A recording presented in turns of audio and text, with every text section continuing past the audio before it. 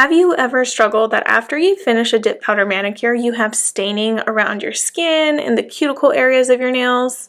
I have, and did you know that you can actually get rid of that staining? So I just finished this manicure last night, and I was hoping after I took a shower and everything, the staining would kind of like go away. It's not as bad as when I've done black dip powder manicures, but it's still there, and it kind of ruins taking a nailfie. It really does show in my pictures, and I hate that. So a few months ago, I watched this video by Nails by Tessa, and she showed how she gets rid of staining on her dip powder manicures. I've tried it out for a couple months now, so I want to show you guys how it's done. In this bottle, I have a Blue Cross Cuticle Remover. This is a just dropper bottle.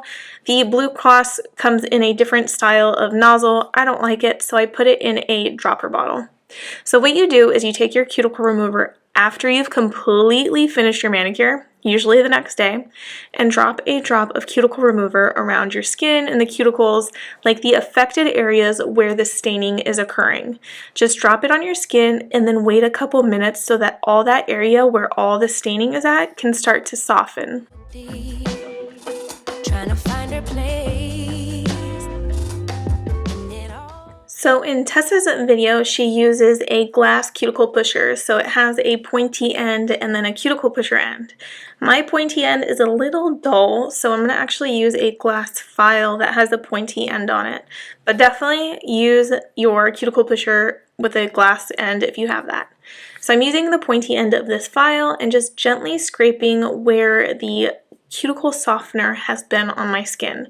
So it's usually in the area in the perimeter of where my dip powder manicures is. Some of it is kind of like on my nail bed. That's why I'm saying gently scrape, because if you scrape a little too hard, you can damage your nail beds. So I'm using the glass cuticle pusher here too. It is a blunt end, so it kind of isn't sharp, and I like that. So I'm just literally scraping around the perimeter of the nail and removing any gunk that's coming off. So you can see, like, literally blue is coming off of my skin. And I'm not scraping off the dip powder that's intact and top coated. It's the excess remainder that is around the skin. And if you've had this happen to you, you know exactly what I'm talking about.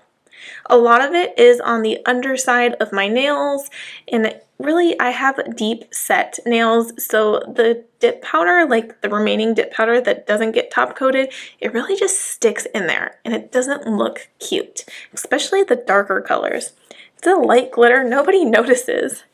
So I just gently do this over and over again for every single nail until I'm satisfied with what it looks like.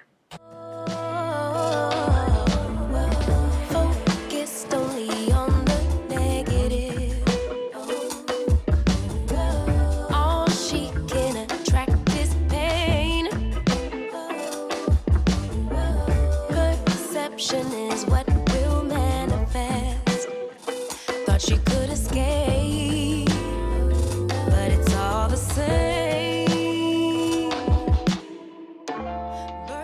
So this is completely optional, but I switched up the tool that I'm using. This is the other end of one of my cuticle pushers. It kind of looks like a blade. I'm not putting the blade towards my nail. I'm using, like when I'm getting close to my nail bed, I have the blunt backside on my skin. And then, so it really helps since it's a thinner, like, utensil. I sound like I'm doing dishes or eating food. Since it's a thinner tool, it really gets in those nice, like, tight-knit grooves and scrapes up exactly what I need. So you can see how much more this tiny, skinny little tool is getting that the glass file or cuticle pusher missed.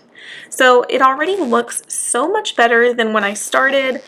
You really had to be here in person and see the staining to really understand what it looked like before and how obnoxious it was. Like, it was really ruining my picture. I went out in my backyard, tried to take like 20 nailfies, and it was not. I was just like, you can see the staining.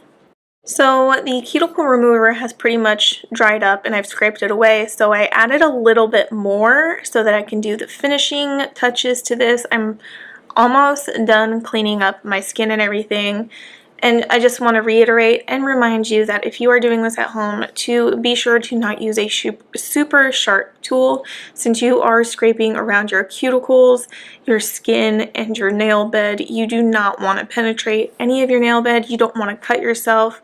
So using something that's not really sharp and you know it's going to be gentle and don't apply a lot of pressure, just be very careful when you do this if you're using anything that could potentially hurt you.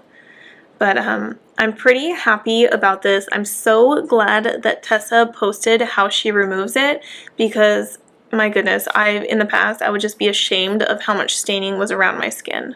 So I'm pretty much happy with how this turned out. I just got a little blue right there and I want to get that off. But she ran to the west side, and though much was stolen, much still abides, and I know she'd rather. Okay, so I'm pretty much done. I'm so glad that this is a thing and I can no longer have to worry about staining and taking nailfies with staining.